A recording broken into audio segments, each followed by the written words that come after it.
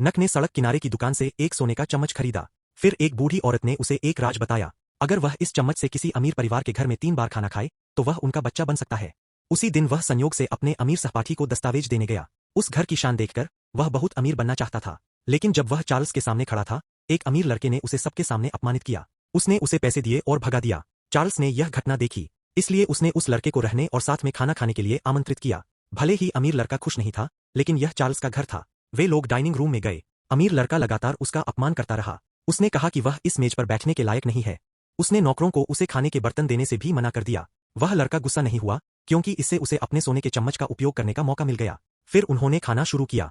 उसने सोने के चम्मच से कुछ कौर खाए, फिर देखा कि चम्मच पर सुनहरी रोशनी चमकने लगी। ताकि वह चार्ल्स के घर में खाना जारी रख सके, उसने रिपोर्ट लिखने में मदद करने की पेशकश की।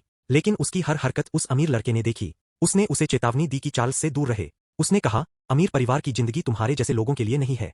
उसे मारने के बाद वह मुड़कर चला गया। लेकिन इस हरकत ने उस लड़के की इच्छा और बढ़ा दी कि वह अपनी पहचान चार्ल्स से बदल ले। इसलिए वह घर गया और तैयार की हुई रिपोर्ट उसे दे दी। चार्ल्स बहुत खुश हुआ और उसने उसे खाने के लिए बुलाया। उसके निर्देश पर नौकरों ने जल्दी से 2 कटोरे नूडल्स ला दिए। फिर उस लड़के ने अपना सोने का चम्मच निकाला। जैसे ही वह खाने वाला था, चार्ल्स के पिता घर आ गए। वह उस लड़के को देखकर हैरान रह गए। उन्होंने सबके सामने चार्ल्स को डांटा, कहा कि गरीब लोगों से दोस्ती करना समय की बर्बादी है।